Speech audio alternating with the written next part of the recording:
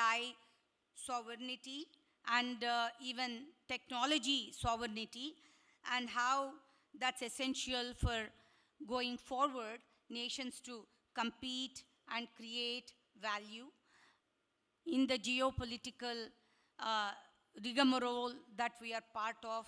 This seems to be a very, very important topic. Of course, trying to go down into what exactly does it mean, right? What does AI sovereignty or technology sovereignty look like? That's a very difficult answer, because if you ask 100 people, you will get 100 different answers. So, and among the few people who have shaped conversation around technology and women and AI in India, few are as powerful or as influential as Anna Roy, who will join me here in a minute.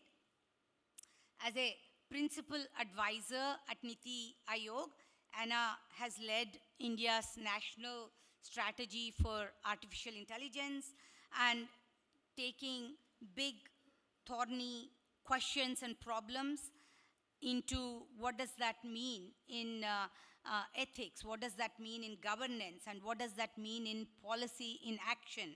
So please join me in welcoming someone who's shaping India's place in this new world, Anna Roy.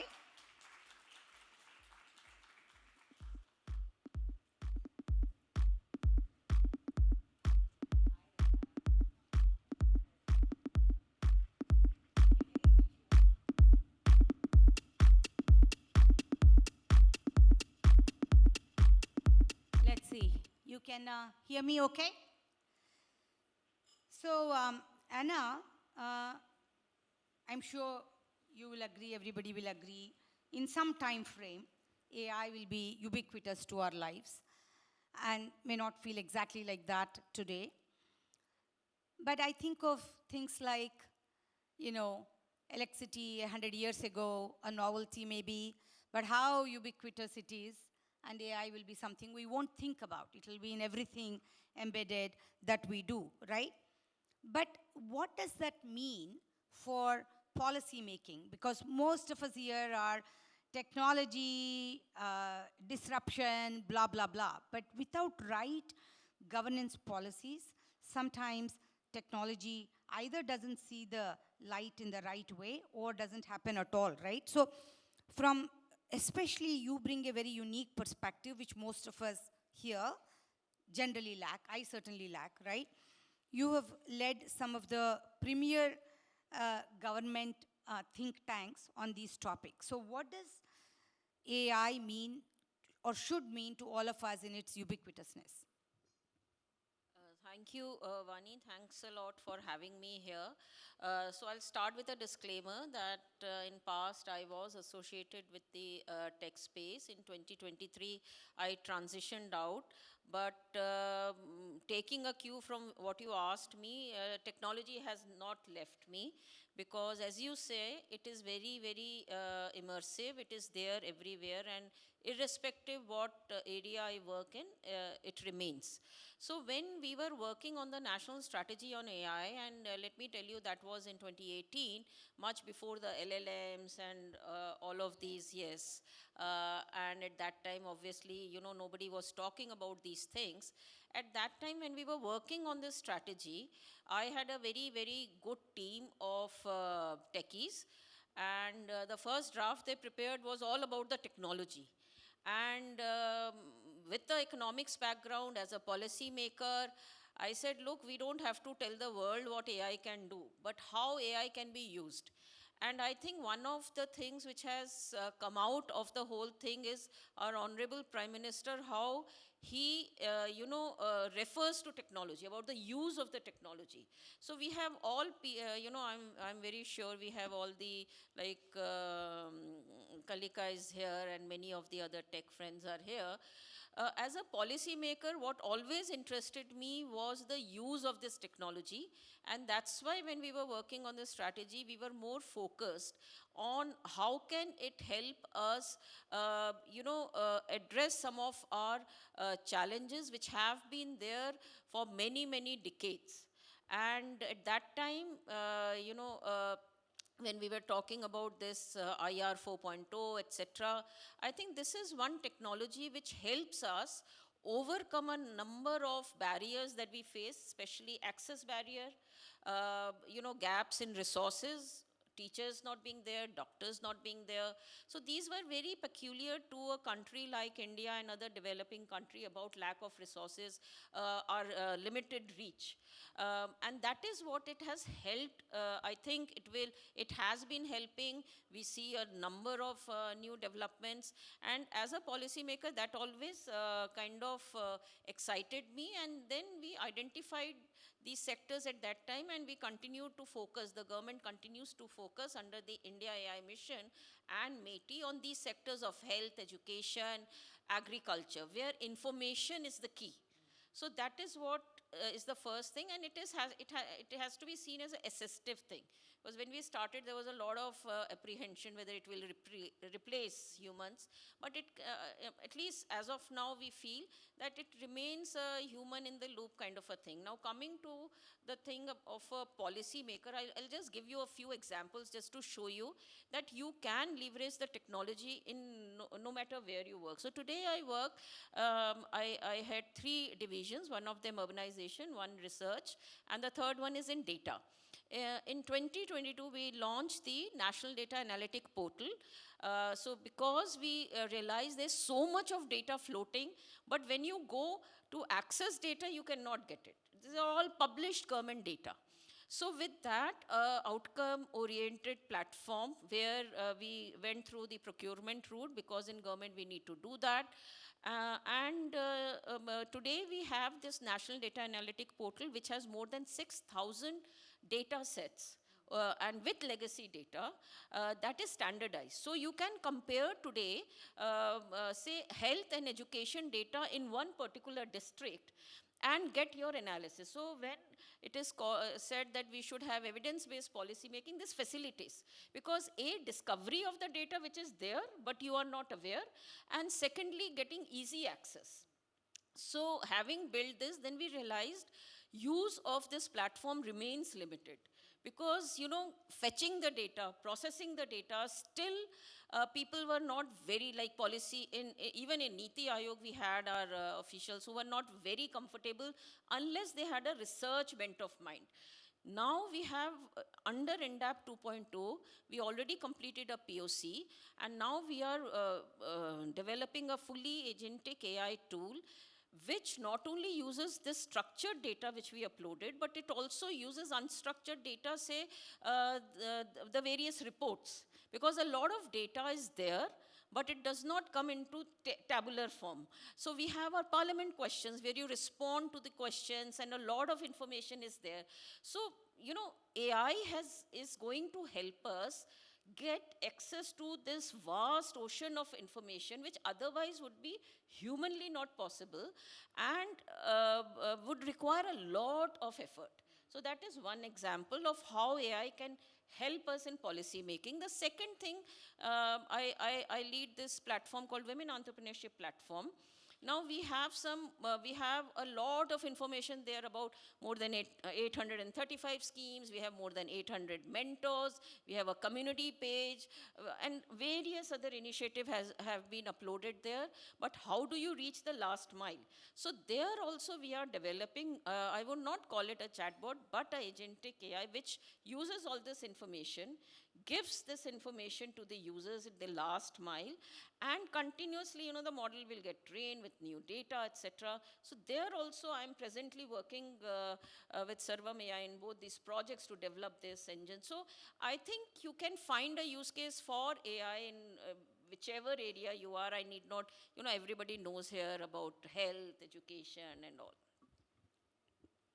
So AI as a tool for policymakers sounds powerful, something I hadn't really thought much about, and hopefully that's a startup opportunity also for somebody here. But in many areas, some that you already mentioned, even if it's education or health or others, AI is still nascent and experimentative, and we need at scale for solutions to truly become accessible to all and affordable to all, right? Scale creates that. But how can we achieve that scale responsibly, but also in a time period that it can be effective? When I started the whole thing, the first project we did was with the embassy of another country, a project, and it was very strange because technology was not understood.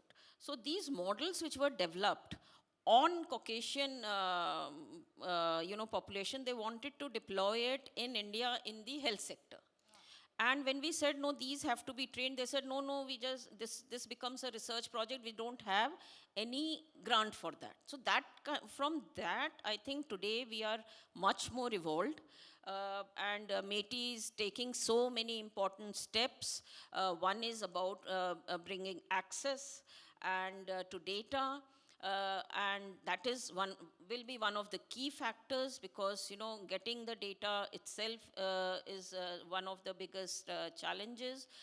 Second, I think this, of course, I am not aware about what is presently happening, but till the last project that I did with Dr. Vinod Paul, who is member health and who actively works with ICMR and other such agencies on how to leverage technology for the health sector, is really, really passionate about it.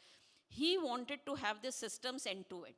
So what he was developing, he said, look, we already have ICMR labs all over the country. Second, we have these aspirational districts, we work with various hospitals, etc. So we can create sandboxes.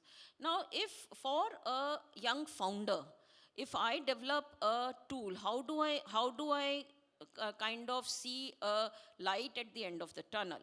So if we can streamline this entire process, where it is, through a very transparent and open manner, of course, which is very predictive, you can have these systems where once I develop the tool, I know the next step. So this is what Dr. Paul had in mind for, AI tools in the health sector. And if I'm not mistaken, ICMR has announced some such mechanism where they can be approached, where they'll help validate and ground truthing and whatever other testing which is required for these AI tools, for these kind of developments by founders, etc. So one validation of these models, I think if we kind of crack these two, and then adoption will then be, whatever best. Like, I remember when we were doing this challenge for DigiYatra. By the way, I don't know whether people know, this was actually was an idea of Ministry of Civil Aviation, but it was NITI Aayog which actually put a committee in place of techies, of lawyers at that stage, because FRT was involved. And there was a challenge. Then through challenge method, through marketplaces, through different ways, there could be a discovery of these solutions, and they can be adopted in a manner where, there is predictability, where I know that, okay, if I do ABC, I have somewhere to go for the next step. No, definitely. I left India in 1985. And then, of course, I've lived in India now for a couple of decades. But, just even coming from Bangalore to Delhi, DigiYatra makes it easy. It feels very, airport today, you no longer feel like you're not in a developed country.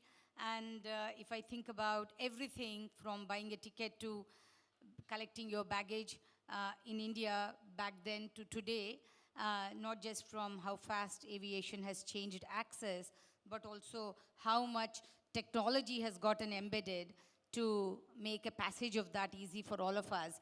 Unless you go back and measure, it's hard to see the tremendous progress that has happened, right? But that brings to this question. There is of course, aspiration of AI for all. The underline has to be all. First of all, what does all mean? But what does that look like for a country like India, which is so large, so diverse in so many ways, not just language, of course, gender, wealth, in so many areas, it's so diverse. So what does it mean to build tools for all? So actually AI for all, if I'm not mistaken, we coined it first as part of the national AI strategy. And then we had AI for good, AI for, other aspects. So AI for all, when we coined it, we wanted to de-link from the development of the technology to the use of the technology, which was the vision given by the Honorable Prime Minister and also, ministers in various departments. They were very keen because there was this employment that is, where employment will get impacted, etc., was involved. So in that context, we were very keen to show the power of this technology to help solve our problem. And their AI for all, by that we meant that AI which affects the last mile. So, you don't have teachers in villages, village schools, or you don't have specialists going to, say, a primary health center. So, how do you overcome that? So, that was what we had in mind, and that continues to be the focus of the government. And the sectors which have been identified are health, agriculture and education, which are really public good kind of sectors. And when there are other sectors like, say, fraud detection in financial transaction, that the bottom line approach, the companies will be investing and they will be taking care of it. But these three, and is also transportation, etc., these are the areas where government needs to take the lead, and government is taking the lead. If you see all the activities of India AI mission, they are all geared towards these major core sectors. And idea is that use of AI to impact the last mile, to address the problems of the general population, and not to be very, very, centralized on just small or developing a model or some such thing. That's just the means. You have a summit you are leading, AI by her. I thought that itself was interesting, not AI for her, AI by her. I think that's by design. But what can we expect from that in terms of core objectives and outcomes? And I only heard about this recently, and maybe others here haven't heard about this upcoming initiative that you have. So could you share with us? Yes, so I am the mission director. I head this platform called Women Entrepreneurship Platform, which works for, in this space in this space. So while designing the entire India AI Impact Summit, which is going to be held in February 26, India AI Mission planned 3 challenges, one of which was for women in AI.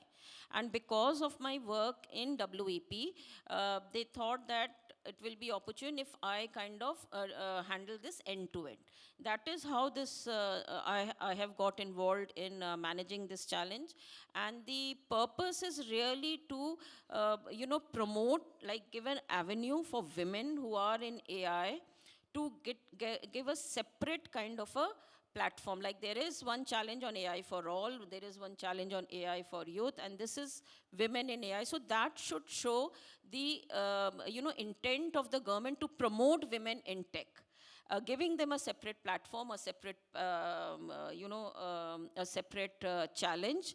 And as part of this challenge, women team, it's a global challenge, women teams who participate stand to gain a lot. We will be identifying, 30 top teams who will come to Delhi to participate in a 2-day boot camp on 30th and 31st January, where we are looking for a number of experts to be there who can give them guidance on various aspects of their tech development, scaling up of their business, what else they need to do, besides selecting the top 10 finalists and then the top 3 finalists. And I need to block your calendar on stage. You cannot say no. These 2 days you have to be there. And also to commit to support these women. These top 3 I'm looking, and this is an open kind of a invitation to all in the audience, that if you can support in any which way to extend some additional award.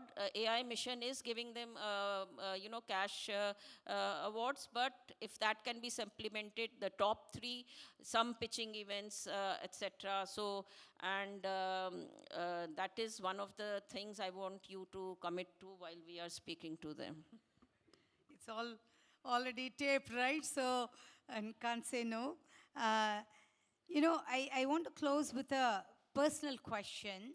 I'm always inspired when I see leaders like you who come from different backgrounds and go on to achieve many things. Because when we see the role modeling, then I know that it opens something, a perspective in each of us that, oh, I can do that too. Policy work always feels, unknown and foreign to me. You come from a economics background, and you've played major leadership roles in policy, in technology, and in AI, of course, which we have just been talking about. So how did that career of yours come to gather across this various disciplines, right? And shape the work you're doing today? Can I be a bit personal on this question? It's a very personal question. So, okay. And we are all among family. So, yes. So, people don't believe me when I tell this, but in my college and a few years after college also, quite a few years, my sole passion was to get married. I thought if I get married, I'll be settled for life. I don't need to do anything. And my first, the change maker in my life was my father and mother, who said, no marriage, you need to have a career. oh my God. So, so that was the first thing. So I think it starts from... It all starts at home. It starts at home first. My second major milestone was my first boss in the service in finance ministry. He was joint secretary, and it was my first posting. And I was a very poor worker, lazy, if I may say so. Very lazy, would not move. I would put today's Gen Z to a shame, the way I was at that time. And here was this boss who would kind of, scold me every day. You have not done this, that. So I wanted to get a transfer. He said, nahi, yahi kaam karoge. Then I said, I'll leave the service. Then my father said, look, if somebody is there who is spending his breath to correct you, that means he could easily have ignored you. So I think getting a mentor is the second biggest thing after family. And he was my mentor. And because of him, I am what I am today. After those 5 years of grilling, training, I never had any problem rest of my life. And lastly, before I came to NITI, I was specializing in public-private partnership, procurement, project structuring, project financing, all of that, infrastructure sector, etc. After joining NITI, I have done everything other than that. So I started with data, then technology, then urbanization. I had never done urbanization before. And I think I've succeeded in all of the, pardon my immodesty, but I have succeeded in all of this, and even Women Entrepreneurship Platform, because when Mr. Kant announced this at the end of GS, that we will set up a cell and she will head it, at that time I had no appreciation about gender issues. Perhaps I never faced it personally. It was very difficult.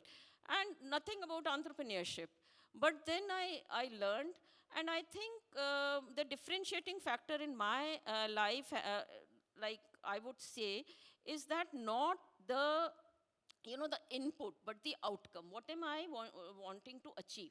Secondly, not work in silos. And whatever I have done, I have tried to bring down silos and always interact with people, no matter what position I've held. I always, would talk to private sector, experts, others.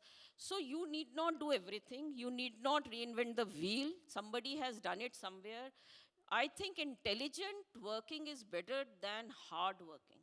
So that is what I have learned, and that is what I always tell my team, that you don't need to do everything, and you need to find out ways of achieving the target which you have been given. So that is what I would say is something, the success of where I am today. Thank you. You know, absolutely, that deserves a large round of applause, but maybe after lunch and people are lazy. Okay, so, but, you know, as we chatted earlier, more than a decade ago is the first time I met you at GS in Hyderabad, and it was an interesting event, and I didn't realize you were put in the spotlight at that event to lead the women entrepreneurship effort.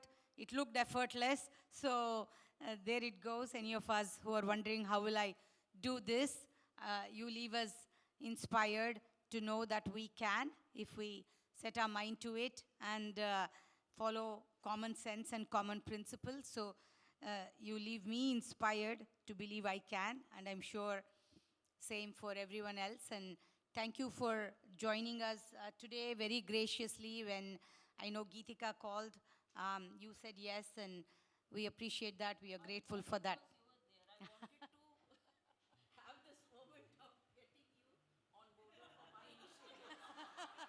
Well, I mean, that also is something to think about. Think about long-term, long-range thinking, and always put people on spotlight, okay? So, but that's intelligent work, not hard work, like she said, you know. But no, absolutely. I mean, what you're doing is for the benefit of all of us, and you do that with such grace and generosity, and I appreciate that. And not just me, I'm sure support from anyone here would be forthcoming.